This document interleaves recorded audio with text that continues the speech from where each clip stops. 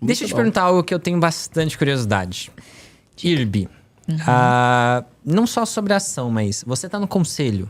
Tô no comitê. No comitê de comitê. auditoria. Isso. Como funciona isso? Isso acho que para a maioria das pessoas é algo muito diferente. Como que funciona isso? Tem reuniões? Aí você vai e tem... Como que funciona esse trabalho? Legal. Como é que você vai ajudar a IRB a sair dessa rascada? A pergunta seguinte era essa. IRB tem salvação? Que responsabilidade, né? Mas vamos lá, né? Da onde surgiu essa ideia de eu representar meu pai em algumas empresas? Então, primeiro, da necessidade que ele tinha de... ele tinha essa vontade de ter uma representação nessas empresas em que ele tinha ali uma posição acima de 5%, por exemplo, que já era bastante representativa. E aí, quando eu cheguei para ser um pouquinho mais ativa na gestão do portfólio, enfim, eu falei, legal, vou assumir esse chapéu. Ele me passou esse papel também, essa confiança. Comecei em 2016, Conselho Fiscal da Unipar. Conselho Fiscal é uma boa escola, né? É um negócio muito técnico e que eu já fazia esse trabalho. Então, como analista, é isso, eu escrutinizava o balanço, eu ia nas empresas, conversava com as pessoas, com os colaboradores. Então, boa parte do trabalho de um conselheiro, principalmente conselheiro fiscal, é se ater ali aos documentos e fiscalizar o que a administração está fazendo. Então, ele não é um órgão administrativo, ele é diretamente ligado aos acionistas. Ele é elegido pela Assembleia Geral e você responde aos acionistas e fala, olha, essas contas estão tudo ok pela legislação para você aprovar. Então, é mais ou menos esse o papel do conselheiro fiscal. E aí, fui evoluindo, depois eu entrei no Conselho de Administração da Eternit, que foi, acho que, a maior escola para mim. Eu digo isso com muito orgulho, porque é uma empresa que entrou em recuperação judicial, uma empresa com 80 anos de história, e que é muito legal ver, assim, a paixão com que os colaboradores trabalham ali, sabe? Vestem realmente a camisa da empresa. Então, foi uma excelente experiência para mim estar no conselho de administração de uma empresa que tinha uma tradição, de repente se viu ali com as suas receitas comprometidas porque teve que mudar de matéria-prima, né? Então, o amianto foi banido definitivamente. Hoje Foi por causa do amianto. Isso. Hoje, o amianto ele é estritamente exportação, né? Não fica nada em território nacional. E 100% das telhas são de fibra de PP, que nós mesmos produzimos. Né? Então, toda mudança de processo produtivo ela é muito traumática para uma empresa fabril. Você tem toda uma curva de aprendizagem, né? Não é simplesmente, usa essa matéria-prima, agora usa outra. Não. Para você fazer a telha, né? Isso que é importante você conhecer o que a empresa faz, né? Para você fazer a telha, é meio que uma receita de bolo ali em que você tem que juntar o cimento, junto com alguns outros componentes, água, tarará, você faz uma maçaroca ali, a receitinha do bolo e vai fazendo a telha, né? Não é tão simples assim. Se você tira o amianto e coloca outro componente, tem uma série de reações químicas com cimento e em pedra no meio do caminho. Então, assim, você tem vários desafios ao longo do caminho que isso demanda tempo. A gente não tinha tempo. A gente estava em recuperação judicial. E, assim, foi uma tempestade perfeita. Ao mesmo tempo em que, no Brasil a gente estava começando a se recuperar ali 2017, 2018, de uma forte recessão que atingiu em cheio o setor de construção civil, né?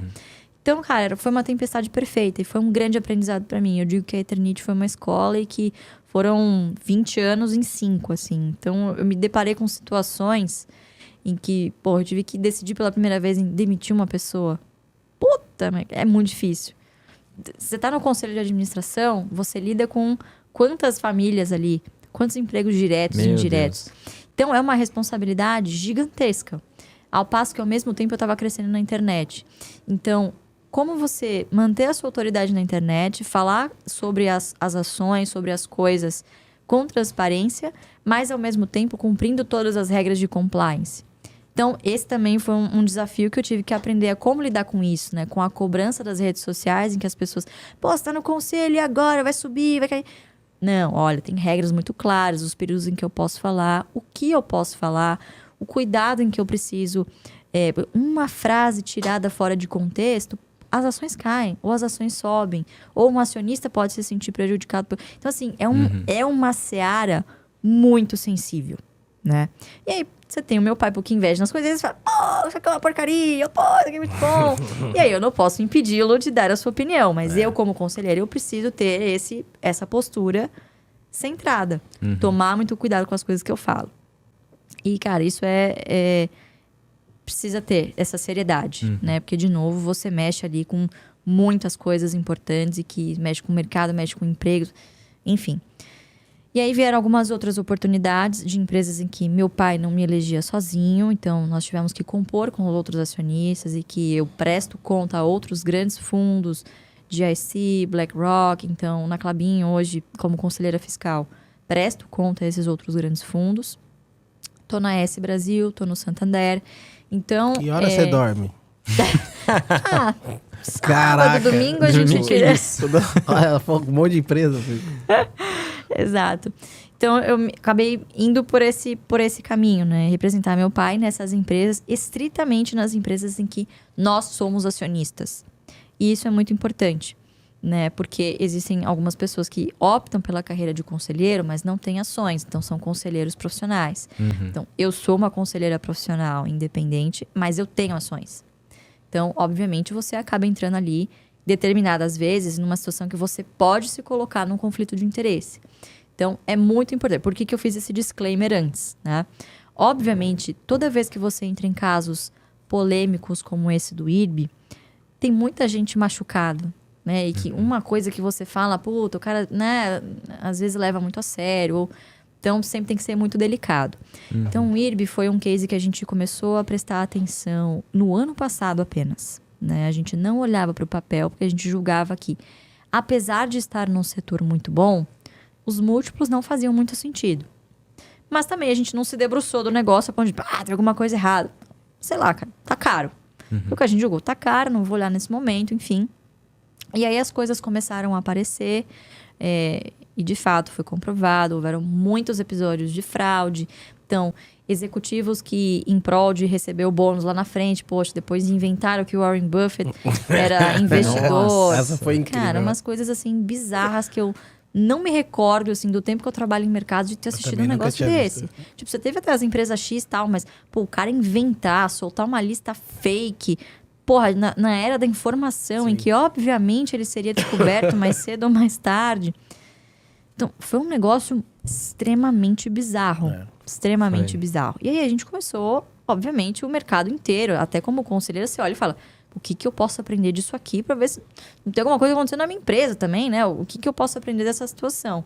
E a gente começou a mergulhar na empresa, conhecer a história do IRB, conversar com pessoas que já passaram por lá. Então, qualquer decisão de investimento, ela não é tomada do dia para a noite.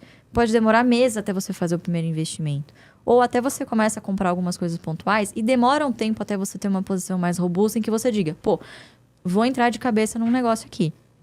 Então, a gente começou a se aprofundar desde essa época. No passado, a gente tomou a decisão. Pô, vamos começar a entrar nisso aqui, aos pouquinhos, para ver onde é que a gente está pisando, conhecer as pessoas.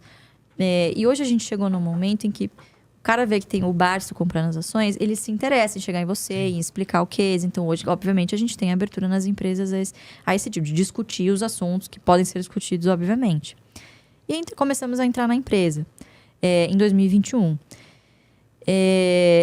E algumas coisas ali que foram ditas, não, ano que vem vai dar lucro, nananana, a gente começou a perceber, bom, eu acho que não é bem assim.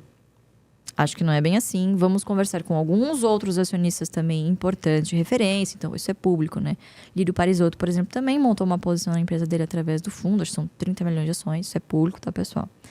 E a gente sentou que vamos sentar mais ativamente na administração da empresa para ver o que a gente pode fazer. Primeiro, se certificar que a situação que ocorria antes de fraude, de controles internos, não se repita mais. Então, qual que é a função do comitê de auditoria? É assessorar o conselho de administração no que tange às informações contábeis, no que tange aos processos de controles internos, normativos, auditoria interna. Então, sempre acompanhar os riscos mais materiais, esse tipo de assessoramento. Então, são reuniões praticamente quinzenais, quando não semanais. Isso é muito comum em empresas em que estão passando por alguma situação mais sensível, vamos dizer assim, né? E a gente começou a perceber que o case estava se deteriorando de novo no início desse ano, quando a empresa começou a soltar algumas informações no seu balanço de que, olha, pode ser que a gente dê mais prejuízo aqui e vamos precisar capitalizar de novo. Aí a gente falou, não, vamos entrar ativamente e ver como é que a gente pode ajudar nesse sentido. Como a gente vê hoje, a maneira que a gente pode mais ajudar? Comunicação. O problema do IRB hoje, além do prejuízo, obviamente, o negócio ainda não está bem, é a crise de confiança com a empresa. E, obviamente, né? Então, hoje, como membro do comitê de auditoria, o que eu me certifico de prontidão? As pessoas que estão lá hoje estão preocupadas também com seus CPFs, são conselheiros profissionais, portanto, estão preocupados com as decisões que estão tomando ali. Todo mundo está muito ciente que qualquer decisão tomada no IRB hoje, cara, vai ser olhada assim, na lupa, né? Por outro lado, como acionistas, nós nos comprometemos. Olha, vai ter subscrição, entendemos, vai precisar capitalizar. Ok, vamos colocar dinheiro, nós vamos colocar 10 milhões de reais. Apesar de termos 26 milhões de ações, quase 30 milhões de ações. 10 milhões de reais. E aí, se realmente o que vocês estão falando, soltando nas demonstrações, legal, agora o setor vai melhorar, aí sim. Então, todo o case que a gente entra é sempre mirando o longo prazo. E às vezes eu recebo perguntas semanais. E agora? Tá bom pra investir? E agora? E agora? E agora? E agora? E agora? E agora? Tipo, sabe o burrinho do Shrek? A gente já chegou? A gente já chegou? A gente já chegou? A gente já chegou? Sim. Então, Unipar deu errado por 10 anos antes de finalmente dar certo. Paranapanema ainda não deu certo.